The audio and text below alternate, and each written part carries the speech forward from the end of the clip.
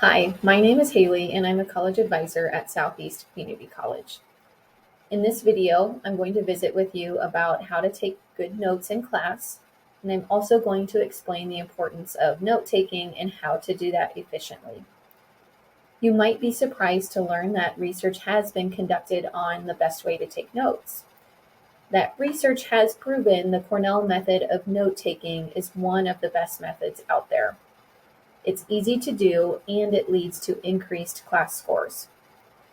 Taking lecture notes is not about writing down everything your instructor says, but rather distilling out key categories of information. Your goal is to write down main topics or subject areas covered in that day's lecture, along with subtopics. If diagrams or equations are shared, you might want to write that down as well.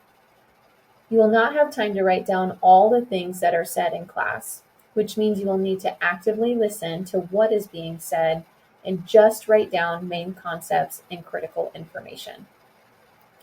Now let's go over how to implement the Cornell note-taking system.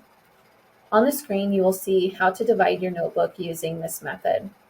Begin by drawing a line down your page about 2.5 inches from the left side of the page. This will run from top to bottom.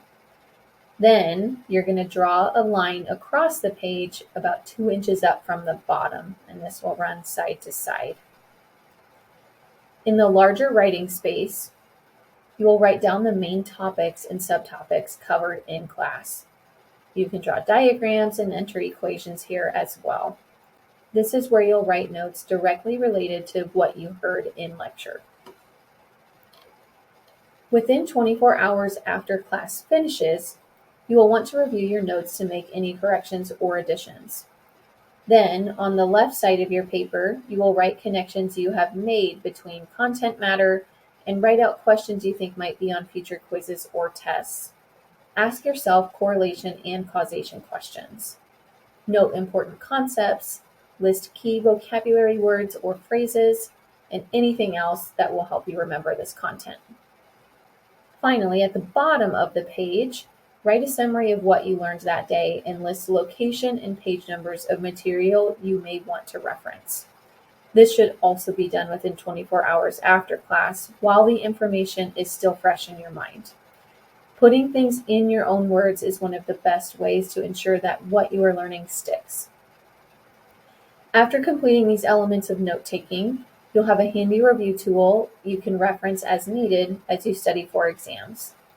I hope this information helps you with your note-taking skills, but if you'd like further help with note-taking, reach out to your college advisor or the tutoring center for further assistance.